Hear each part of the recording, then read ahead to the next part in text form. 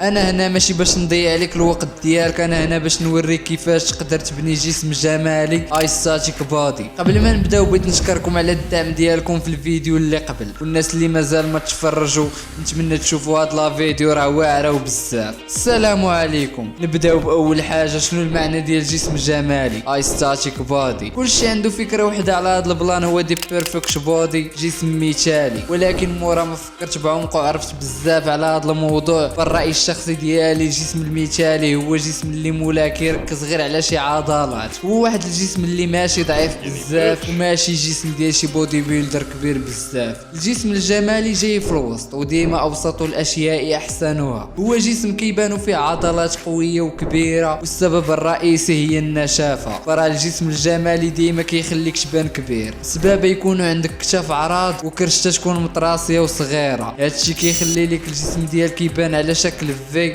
هنا كتكون وصلتي لذاك الجسم المثالي. لكن الهدف ديالك هو هذا، بقى معايا في هاد لا فيديو نشرح لك كل شيء خطوه بخطوه. واول خطوه نبداو بها هي البرنامج التدريبي. اهم حاجه باش تقدر تبني ايستاتيك بودي هي تبدا تمشي للاصال على الاقل 3 ايام ولا 5 ايام لا كثرتي. المهم ضروري تاخذ واحد يومين راحه، حيت فيهم كدير الاستشفاء العضلي. الصراحه الا بغيتي الايستاتيك بودي تقدر تخدم غير 3 المرات في السيمانه، حيت كتركز غير على شي عضلات بحال الاوبر شاست، الشولدرز والابس والفور ارمز، وبلا ما ندوي على اللاتس حيت كتزيدك واحد الجماليه للجسم ديالك ما يمكنش. دابا تبدا تسولني كيفاش بلان هاد الايستاتيك بادي وكيفاش نقدر نبني فورمه بحال هكاك. غادي نقول لك بلي يوتيوب كيتعتبر اهم حاجه تقدر تلقى فيها اي حاجه، وتلقى برامج تدريبيه للاهداف اللي بغيتي. المهم على حسب بزاف ديال الدراسات والراي الشخصي ديالي، غادي نقول لك بلي احسن بروغرام تقدر تتبعه هو البول بوش ليك، اللي كتقدر تخدم العضله حتى 2 مرات في السيمانه. هادشي كيخليك ديما في البومب، وهكا تقدر تبني عضلات في اقرب وقت، ونفس الوقت ديما تبان كبير. ونفس الحاجه بالنسبه للفول بودي. المهم هاد جوج كيعطيوك الريزولتا دغيا،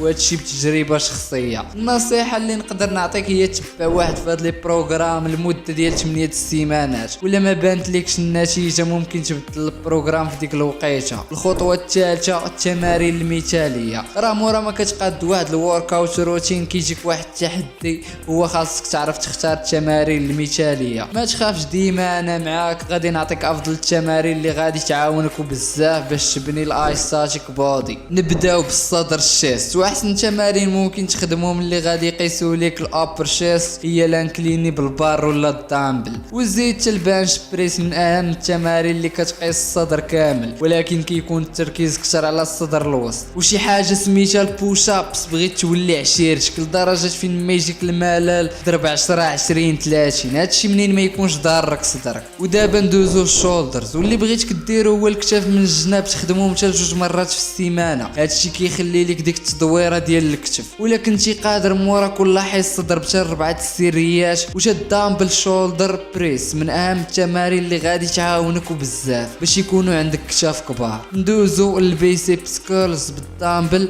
وتريسيبس ديبس، هاد الجوج ديال التمارين غادي يعاونوك بزاف تبني واحد اليدين كبار ما يمكنش اللي شاف كيقول اللهم بارك. ما تنساش لافون براو، كيتعتبر هاد التمرين من احسن التمارين اللي ممكن تعتمد عليه. ندوزو اللاتس، واللي احسن تمرين فيها هو البول اب. ما كنتيش كتقدر ديرها ممكن تعوضها باللات بول داون، والابس بالهينجل ريج رايز والسيرابس. وكاينه واحد العضله في الكرش اللي بزاف غافلين عليها، وهي كتكون تحت الابس، سميتها ترانسفيرس ابدومينو، كترخى بالماكله. كتلقاها عند صحاب لاصال بزاف عندهم الكرش خارجه ولكن متراسي. هادشي راجع لواحد السبب، هو ما كيديروش الفاكيوم، هو واحد التمرين اللي كيقوي هاد العضله. وما تنساش الليكس، راه هما الاساس ديال الجسم، كل ما كبر وكل ما كبرتي تنتا. المهم اي نوع من السكوات غادي يكون مفيد ليك وغادي يعاونك باش تطلع رجلين مزيانين. وانا شخصيا كنفضل تمرين الهاك سكوات، وراه الصراحه اسم على مسمى، راه قادر يهاكي لك رجليك وحياتك حتى هي. هادو كانوا احسن تمارين اللي تقدر تعاونك تبني ايستاتيك بودي. ما تنساش باللي هادو غير اهم التمارين، ما تعتمدش غير عليهم، ولكن تخدم كل شيء غير هو هاد التمارين. حاول تركز عليهم مزيان، بحال تزيد سيري ولا تقل مزيان. بعدا نسيت واحد الحاجه مهمه، راه باش تكبر خاصك ديما تزيد الحمل على العضله، بحال تزيد تقلب بواحد الطريقه منتظمه، ولا تزيد لي سيري، ولا تخدم بشويه، وتقدر توصل للفشل العضلي. ونصيحه مهمه، ديما هز واحد الوزن اللي تقدر عليه وتقدر تضرب به حتى 8 ضربات، حيت دوك 2 ضربات 3 ما صالحينش.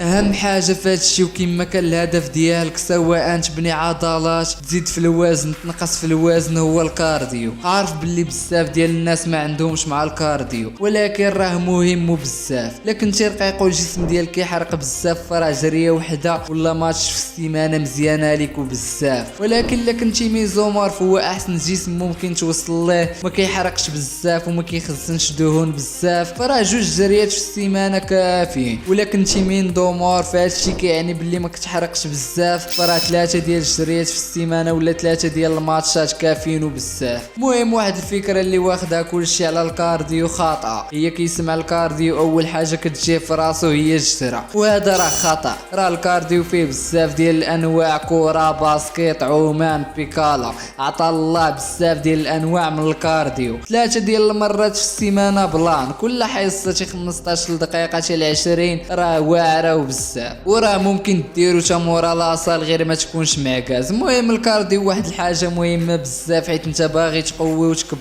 العضلات الاخرين، فراه ما خاصكش تنسى واحد العضله مهمه وهي المحرك ديال الجسم اللي هي عضله القلب. الخطوه الرابعه البرنامج الغذائي. تيقني واخا تخدم بزاف ممكن ما تشوفش النتائج اللي باغي بلا نظام غذائي خاص بك، ولكن ما تخافش، انت ما محتاجش شي نظام غذائي واعر، انت محتاج تحسب البروتين الكاربس والفات اللي محتاج الجسم ديالك. وانا غادي نقول لك كيفاش تقدر تحسب هذا الشيء. خاصك تاكل 1 حتى 2 غرام ديال البروتين و3 حتى 4 غرام ديال الكاربس و0.5 حتى 1 غرام ديال الفات لكل 1 كيلو غرام من الجسم ديالك. واهم مصادر ديال البروتين الدجاج، اللحم والحوت هو اهم واحد عندنا، والسردين هو عشيرنا، وبزاف ديال القطاني حتى هما فيهم البروتين. واهم مصادر ديال الكاربس الروز، بطاطا حلوه والمقارونيه وما جاوراها. واهم مصادر ديال الفات الافوكادو، ولكن نقدروا نعوضوها باللوز، قرقاع، كاوكاو، وزيد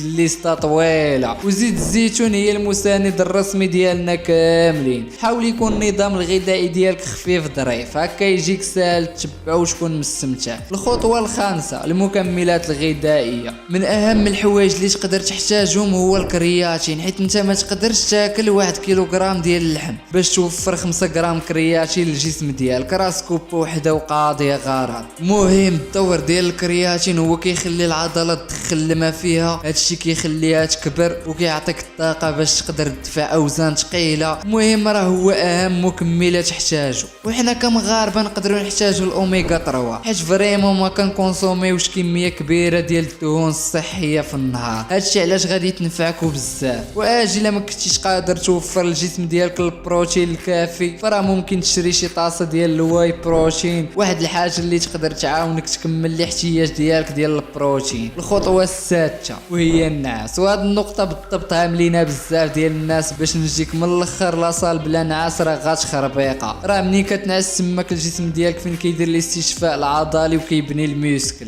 دابا فهمتي، راه خاصك على الاقل تنعس 6 ديال السوايع، هكا تعاون راسك باش تبني عضلات في اقرب وقت، وراه بلا ديسيبلين محال دير شي حاجه. المهم تقاتل على اي حاجه بغيتيها وكون راجل. دابا عرفتي كلشي وكيفاش تبني ايستاتيك بودي، الحاجه اللي باقا تبدا تطبق هادشي وما تغفل على حتى حاجه. هادشي باش تقدر توصل للهدف ديالك في اقرب وقت بامن طريقه. المهم باش توصل لواحد الفورمه اللي تعجبك خاصك تكون ديما داير واحد القدوه ديالك باغي تولي في حالو. كوراج وتحياتي لاي واحد مقاتل. المهم وصلنا للتالي ديال الفيديو، ما تنساش خلي معك لايك وكومونتير، ورك على ديك ابوني واللي من عشراني الشداد. ما تنساش واحد الحاجه مهمه، تفعل زر الجرس باش تبدا تشوف لي فيديو ديالي انت الاول. كان معكم زكريا، تهلاو.